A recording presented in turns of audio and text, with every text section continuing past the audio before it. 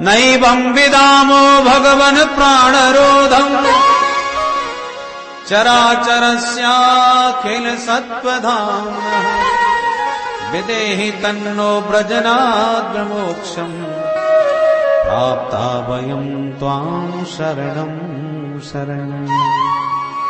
हे प्रभु, हम सब आपकी शरण में। न जाने क्या हुआ, हम सबका प्राणवायु अवरुद्ध हो गया, सब मारे जाएंगे। प्रभु रक्षा करो हमारी। भगवान बोले, मां भैष्ट, डरो मत। और गरुड़ पर आरूढ़ होके नारायण दौड़े दौड़े मधुवन में पहुंचे और ध्रुव जी के सामने शंख चक्र गदा पद्म लेके प्रकट हो गए। और ध्रुव जी पैर के अंगूठे पर अब भी आंख बंद किए खड़े हैं, क्योंकि हृदय में भगवान की मधुर झांकी का उन्हें दर्शन होने लगा था। अब हृदय में जब ठाकुर जी दिख रहे तो आंख क्यों खोले? प्रभु समझ गए, तो हृदय की छवि को भगवान ने तिरोहित कर दिया, अदृश्य। हृदय के ठाकुर जी जब अंतर्धान हुए तब ध्रुव जी ने हड़बड़ा के एकदम नेत्र खोले। ये क्या हुआ, कहां भाग गए? तो जैसी आंख खोली तो हृदय के ही सामने प्रत्यक्ष प्रकट नजर आए।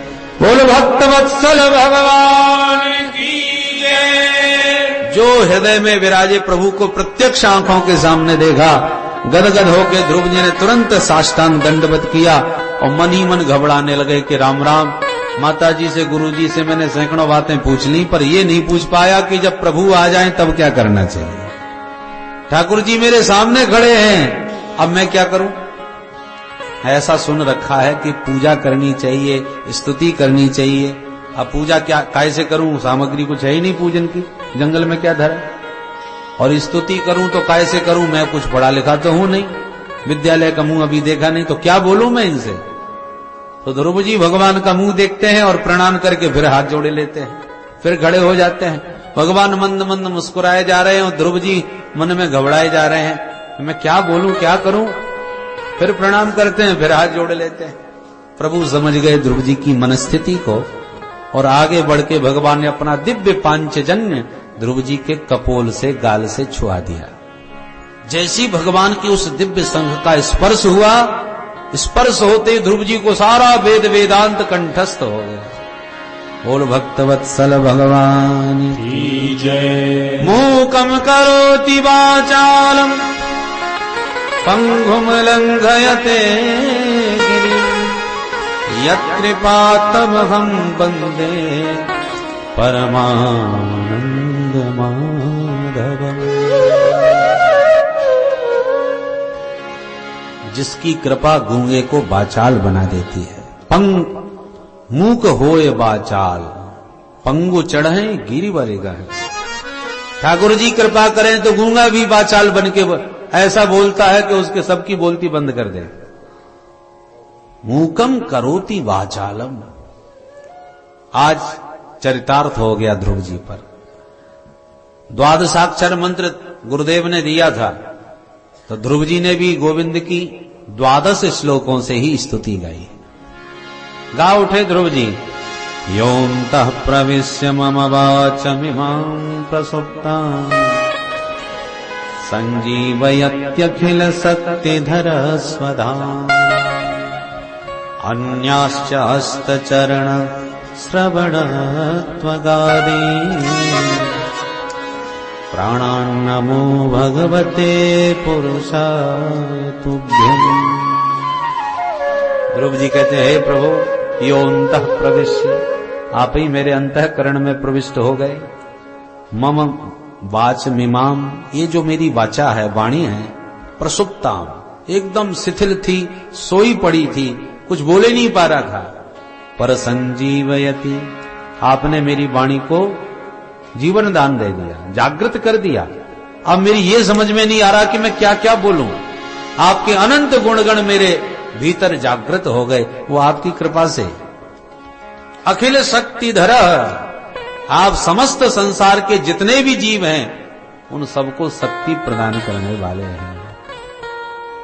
अन्याश्च हस्त चरण श्रवणत्वगादि, हाथों में, पैरों में, आंख में, कान में जो भी शक्तियां हैं, पैरों में चलने की, हाथ में लेने देने की, कान में सुनने की, वाणी में बोलने की, आंखों में देखने की, ये समस्त शक्तियां आपकी प्रदत्त हैं, आपकी दी हुई हैं। आप अपनी शक्ति खींच लो तो आंख तो बनी रहेंगी पर दिखना बंद, कान तो दिखेंगे पर सुनना बंद, पैर तो हैं पर चलना बंद, क्योंकि उसमें जो शक्ति है वो प्रभु प्रदत्त है। परशुराम जी महाराज राम जी को आंख दिखाने लगे धनुष यज्ञ में, लक्ष्मण जी पर आग बबूले होने लगे, लक्ष्मण जी और ज्यादा छेड़ने लगे। अब परशुराम जी का आपे से ज्यादा आवेश, फरसा को बार बार उठा के देखते हैं। मैंने न जाने कितनी बार इस वसुंधरा को क्षत्रिय विहीन किया है।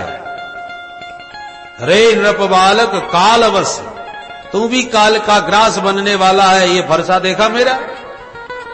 लक्ष्मण जी और ज्यादा चिढ़ा देते हैं। परशुराम जी का आपे से बाहर क्रोध, पर आश्चर्य की बात, क्रोध में छाती फटी जा रही है, आंखें अंगारे बरसा रही हैं, हाथ में फरसा भी लिए हुए हैं, पर जैसी मारने को हाथ उठाते हैं सोई हाथ काम करना छोड़ देता है, हाथ एकदम जैसे लकवा मार गया हो। परशुराम जी बड़े परेशान। गजब की बात है, क्रोध में छाती जल रही है, हाथ में फरसा भी है और शत्रु का बालक सामने खड़ा है, इसके बाद भी जब मारने लगता हूं तो हाथ ढीला पड़ जाता है, निष्क्रिय हो जाता है हाथ। ये हाथ को क्या हो गया? लक्ष्मण जी ने और चुटकी ली, बाबा तुम्हारा हाथ और फरसा तो पहचान रहा है हमको और तुम नहीं पहचान पा रहे, तुम हमको काट रहे हो, पता है हम कौन हैं? शेष, शेषा बता रहे हैं लक्ष्मण जी। और गणित में भाग दिया जाता है, इतने का इतने में भाग दिया, कितना बचा? बोले इतना शेष हुआ। शेष किसे कहते हैं? जो फिर दूसरी संख्या से न कटे, जो किसी संख्या से न कटे वो शेष। तो लक्ष्मण जी कहते हैं हम भी हैं शेष, और शेष को तुम काटने की कोशिश कर रहे हो। शेष कभी कटता है? अब जब परशुराम जी को लगने लगा कि समस्त देहधारियों को शक्ति प्रदान करने वाला सर्वशक्तिमान ही तो सामने नहीं खड़ा, भ्रम कैसे दूर हो, तो परशुराम जी राम जी की ओर बढ़े। राम रमापति कर धनु लेहु, खेचऊ मोर मिटे संदेहु। यदि रमापति राम हैं आप, तो मेरे हाथ के इस धनुष पर एक बार प्रत्यंचा चढ़ा दो तो मेरे को विश्वास हो जाएगा। और जैसे ही धनुष ले करके आगे बढ़े कि देत चाप आपे चले गए हो, राम जी के हाथ में देने जा रहे थे कि तब तक धनुष ही परशुराम जी के हाथ से छिटका और एकदम फुर्ती के साथ राम जी के पास दौड़ के पहुंच गया अपने आप, अनायास। आश्चर्य का ठिकाना नहीं रहा परशुराम जी का। गजब हो गया भाई, हाथ मेरा चैतन्य था अच्छा भला, वो तो हो गया जड़, हिल ही नहीं रहा, काम ही नहीं कर रहा। और मेरा धनुष था एकदम जड़, वो चैतन्य बन के खुद ही मेरे हाथ से दौड़ करके राम जी के हाथ पहुंच गया। इसका मतलब सन्मुख वाला वो परम शक्तिमान है जो चाहे तो जड़ को चैतन्य बना दे, चैतन्य को जड़ बना दे। जो चेतन कहूं जड़ करे, जड़ है करे चैतन्य। ये सामर्थ्य परमात्मा में है। तब प्रभु को पहचान के परशुराम जी ने प्रणाम किया और जय जयकार करते प्रस्थान किया। कहने का तात्पर्य है वही बात ध्रुव जी आज कह रहे हैं, हाथों में जो शक्ति है वो प्रभु आपकी प्रदत्त है। अन्यास्त हस्त चरण श्रवणत्वगादीन, जब सारी शक्तियां आपकी ही हैं तो फिर मैं आपको अपनी ओर से क्या दूं? अतः एकमात्र नमस्कार करके मैं आत्मसमर्पण करता हूं। भगवान प्रसन्न हो गए। वत्स वरदान मांगो, क्या चाहते हो? ध्रुव जी बोले पहले तो बहुत कुछ चाहता था, पर आपको देखने के बाद सारी चाह समाप्त हो गई, संसार की कोई इच्छा अब नहीं रह गई। भगवान बोले बेटा तुम्हारी इच्छा भले ही न हो, पर मेरी इच्छा हो रही है कि तुम एक बार अपने पिताजी की गद्दी पर बैठो, 36,000 वर्ष राज्य करो और उसके बाद सर्वदा मेरे दिव्य ध्रुव तारे को दैदीप्यमान करते रहोगे। कह के भगवान अंतर्धान। ध्रुव जी बड़े पछताए, अरे राम राम, ये क्या कूड़ा करकट मांग लिया मैंने। जो पद प्रतिष्ठा हम लोगों के लिए सब कुछ लगती है, पद मिल जाए, प्रतिष्ठा मिल जाए तो हमको लगता है हमको सब कुछ मिल गया, जीवन सफल हो गया। पर उस परम तत्व को पाने के बाद ये सब कूड़ा लगने लगता है, सब बेकार है, बर्बाद है। परंतु कब? अरे भाई बढ़िया मिठाई खा लो तो छोटी मीठी मिठाई अच्छी नहीं लगती, फिर बेकार। पर उस अलौकिक रस का रसास्वादन हो जाए तब बाकी सब नीरस हो जाए, उस रस का चस्का लगे तब। ध्रुव जी महाराज को उस दिव्य रस का ऐसा आनंद आया कि ध्रुव जी कहते हैं अब हमें कुछ नहीं चाहिए। ओरु कछु प्रथम वासना रही, पर प्रभु पद प्रीत सरित सो बही। सारी कामना वासना बह गई, अब कुछ नहीं। पर भगवान ने विवश होकर के पद दिया। ध्रुव जी लौट के घर आए। राजा को पता चला कि मेरा बेटा जो भाग गया था वो लौट आया। इतने गदगद हो गए कि दोनों रानियों के साथ बेटे के स्वागत के लिए दौड़े। सुखदेव जी कहते हैं परीक्षित, जो सौतेली मां ध्रुव का मुंह नहीं देखना चाहती थी, आज वो सौतेली मां भी ध्रुव के स्वागत में हाथ जोड़ के खड़ी है। अरे आओ आओ बेटा। सभी ने स्वागत किया। क्यों? जा पर कृपा राम की होई, ता पर कृपा करें सब कोई। एक राम जी को जिसने रिझा लिया, सारा जगत उस पर रीझ जाता है। और जगत को रिझाने में लगे रहो तो एक रीझा दूसरे का मुंह फूला। उससे बात है, हमसे मत बोलो। उस पार्टी के हो तो हमारे यहां मत आओ। तमाम झंझट। एक साधे सब सधे, और सब साधे सब जाए। संसार को साधना बड़ा मुश्किल है। सुखदेव जी कहते हैं राजन, महाराज उत्तानपाद ने तुरंत अपने बेटे ध्रुव को आते ही राजगद्दी सौंप दी और कहा बेटा अपने छोटे भैया का भी ध्यान रखना, मैं तो चला भजन करने।